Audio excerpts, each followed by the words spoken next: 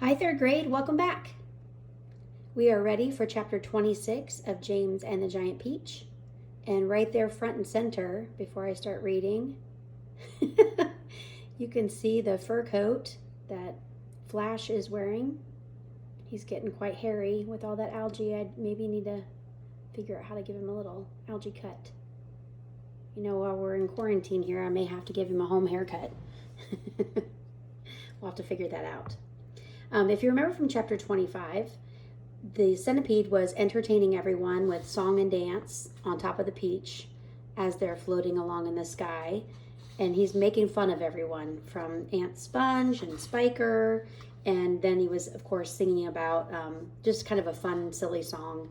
And James all of a sudden started shouting, "Look out, centipede, look out." And that's where the chapter ended. So we'll see what's happening.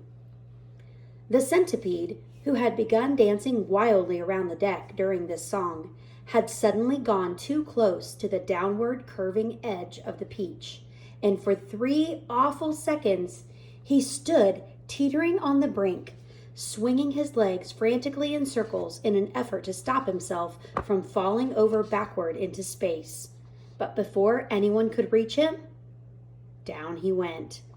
He gave a shriek of terror as he fell, and the others, rushing to the side and peering over, saw his poor, long body tumbling over and over through the air, getting smaller and smaller until it was out of sight. "Silkworm!" yelled James. "Quick, start spinning!"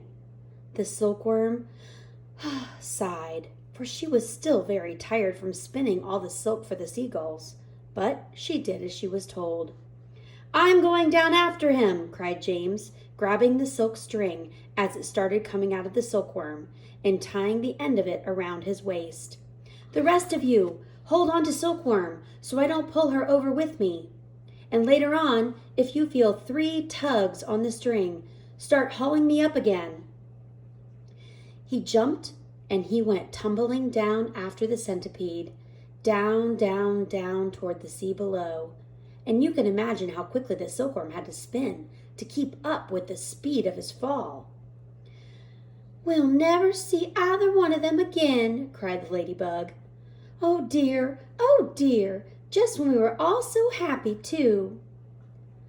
Miss Spider, the glowworm, and the ladybug all began to cry. So did the earthworm. "I don't care a bit about Centipede," the earthworm sobbed, "but I really did love that little boy." Very softly, the old green grasshopper started to play the funeral march on his violin, and by the time he had finished, everyone, including himself, was in a flood of tears. Suddenly, there came 3 sharp tugs on the rope. "Pull!" shouted the old green grasshopper. "Everyone, get behind me and pull!" There was about a mile of string to be hauled in, but they all worked like mad, and in the end, over the side of the peach there appeared a dripping wet James with a dripping wet centipede clinging to him tightly with all 42 of his legs. "He saved me!" gasped the centipede. "He swam around in the middle of the Atlantic Ocean until he found me."